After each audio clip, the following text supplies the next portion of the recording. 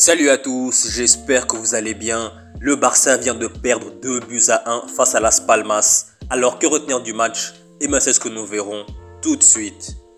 Énorme surprise cet après-midi, énorme surprise, le Barça s'est incliné 2-1 face à Las Palmas à domicile à Montjuïc. Lamine Yamal a fait son retour, mais ça n'a pas été suffisant. Rafinha a marqué, mais ça n'a pas été suffisant non plus. Et globalement, collectivement, on a eu droit à la pire prestation collective du Barça depuis qu'Hansi Flick est arrivé. Aujourd'hui, face au 17e Las Palmas, le Barça n'a rien montré et c'était vraiment très énervant, notamment en première mi-temps. Ils ont vraiment rien montré, littéralement rien montré. À part la défense, le milieu de terrain et l'attaque, il n'y avait rien du tout. Ils sont venus en mode sieste, ils sont venus en mode trottinage. Ils ne couraient pas, aucune intensité comme d'habitude. C'était vraiment tout le contraire par rapport à ce qu'ils faisaient depuis le début de la saison. Aucune intensité, pressing à moitié, aucune envie, aucun rythme, des passes à 0 à l'heure. Vraiment, tout était à l'envers aujourd'hui. C'était pourtant les mêmes joueurs qui jouent d'habitude. C'était quasiment le même 11 qu'il y a 3 jours. Il y a eu 3 changements. Paulo Torre a joué à la place de Dani Olmo. Mais globalement, c'était le même 11 au départ que contre Brest. Mais globalement, c'était une prestation catastrophique. Et même si c'est vrai, en fin de match, il y a eu du mieux. Ils ont bien joué en fin de match lors des 10-15 dernières minutes. Mais globalement, c'était vraiment très mauvais. C'est une prestation catastrophique et la défaite est complètement logique. Et le pire, c'est quoi? C'est que le Real, qui était quasiment hors course il y a 3 semaines, aujourd'hui, le Barça a 4 points d'avance sur le Real, mais avec 2 matchs en plus. Le Real joue demain et s'ils battent Retafe, ça fera 1 point d'écart. Et en plus, ils ont un match contre Valence à Mestalla qui se jouera probablement en mars ou avril. Et s'ils gagnent ce match-là aussi, le Real va passer devant le Barça au classement. Donc vraiment, c'est vraiment très problématique. Le Real aujourd'hui dépend de lui-même pour dépasser le Barça au classement. Alors qu'il y a 3 semaines, comme je l'ai dit, le Barça était vraiment loin devant avec quasiment 9 points d'avance avec un match en plus. Vraiment, le football, ça va vite. Le football, ça va très vite. Et aujourd'hui, on a tous pu voir une chose, c'est que même si le Barça, globalement depuis le début de la saison, est une équipe extraordinaire, la meilleure d'Europe avec Liverpool, ce Barça-là en Liga ne peut en aucun cas se permettre de se reposer sur ses lauriers et croire que le match est gagné d'avance. Je pense qu'ils se sont dit que Las Palmas est 17e au classement, c'est une équipe assez faible et que du coup ça va passer. Mais vraiment, ils se sont vraiment trompés. Collectivement et individuellement, ils étaient tous en dessous, vraiment tous en dessous de leur niveau habituel. Lewandowski, très nul aujourd'hui. Pablo Torre, il a joué une mi-temps, il n'a pas du tout été bon. Fermin, c'était pareil. Gavi, il n'est pas à 100%, ça se voit parce que sa blessure, il n'est pas encore établi à 100%, mais il joue de temps en temps. Et aujourd'hui, de ce qu'il a joué, c'était pas terrible. De Jong est entré en jeu, il a fait une prestation correcte. Donc à part Rafinha et Pedri, tout le reste était en dessous. Tout le reste était en dessous et ça vraiment c'est pas normal. Et ce genre de match en fin de saison, si jamais le Barça finit pas champion d'Espagne et que c'est le Real qui finit champion d'Espagne, ça va vraiment être regrettable. Face à Las Palmas qui est 17e, comment tu peux jouer comme ça? Comment tu peux jouer comme ça face à Las Palmas qui est 17e? Ils ont toutes les chances de perdre à Montjuïc. La cote de la victoire de Las Palmas était tellement élevée, je pense. Le Barça, il devait avoir une cote très minime, vu que Las Palmas est 17e.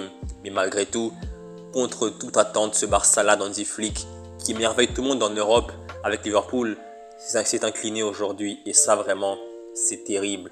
Et dans 3 jours, il y a quoi? Dans 3 jours, il y a un déplacement très important à Majorque. Et on sait tous qu'à Majorque, c'est compliqué de se déplacer là-bas.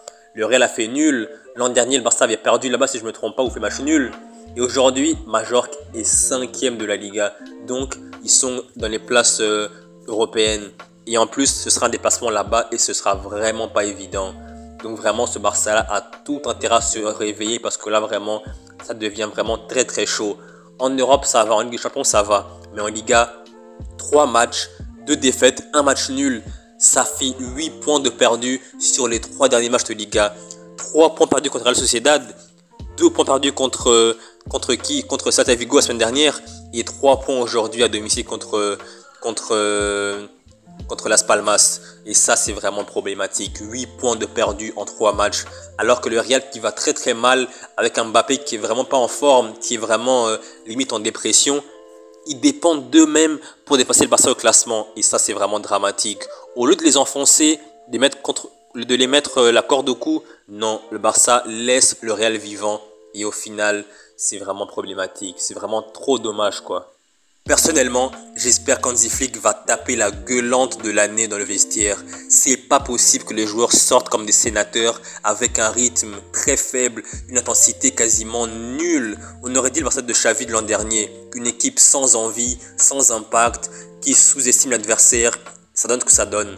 Une équipe qui perd logiquement contre une équipe mal classée. Et Dani Olmo aujourd'hui n'a pas joué. Dani Olmo il est en forme, il joue bien d'habitude. Face à Brest, il a bien joué. Depuis qu'il est arrivé, il joue très bien. Mais aujourd'hui, on l'a reposé et il n'a pas joué. Je n'ai pas compris la décision de ne pas le faire jouer parce que vraiment, pour moi, Dani Olmo, c'est vraiment l'un des joueurs différents au milieu de terrain. C'est un joueur qui est très créatif. C'est un joueur qui sait dribbler, qui est techniquement excellent, qui a une bonne frappe de balle. Donc, dans un match comme aujourd'hui, où c'était vraiment assez bloqué, où il n'y avait aucune inspiration, il aurait été vraiment très important. Mais malheureusement, j'ai pas compris pourquoi Hansi Flick l'a pas fait jouer, mais bon, on le saura peut-être après, mais vraiment, c'était un choix très douteux d'Hansi Flick de ne pas le faire jouer, Dani Olmo. Et concernant Baldé, qui a été blessé en première mi-temps après un coup de Sandro Ramirez, j'espère qu'il va mieux. Il avait vraiment beaucoup de mal à se relever. Il souffrait énormément et j'espère que maintenant, il doit être à l'hôpital et j'espère qu'il va beaucoup mieux et que d'ici 3 jours, face à Majorque, il pourrait être disponible parce que Gerard Martin, certes, c'est un jeune joueur, vient de la Masia et tout. Il joue comme il peut, il fait ses efforts comme il peut, mais son niveau est très limité. Donc voilà pourquoi j'espère que Baldé, son indisposition n'est pas très grave et qu'il sera là face à Majorque dans 3 jours. J'espère que le Barça ira mieux avec le temps et que maintenant c'est juste une mauvaise passe en Liga et qu'avec le temps ça va aller mieux, mais le calendrier n'est vraiment pas favorable. Le Barça a des déplacements très compliqués qui arrivent face à Majorque, face au Betis Séville, face à l'Atlético Madrid dans un mois. C'est vraiment une fin d'année 2024 très compliquée au niveau du calendrier. Et même en Ligue des Champions, déplacement à Dortmund, déplacement à Lisbonne face au Benfica et réception de l'Atalanta qui est vraiment une équipe très en forme. Donc d'ici la fin de l'année 2024, le Barça aura beaucoup de tests, que ce soit en Liga ou en Ligue des Champions. J'espère que ce qui se passe maintenant, c'est juste une mauvaise passe en Liga et que ça va aller de mieux en mieux avec le temps.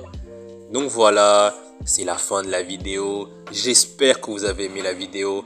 Et si c'est le cas, n'hésitez surtout pas à commenter, à liker, à partager la vidéo et à vous abonner. Et je vous dis à la prochaine pour une nouvelle vidéo. Salut!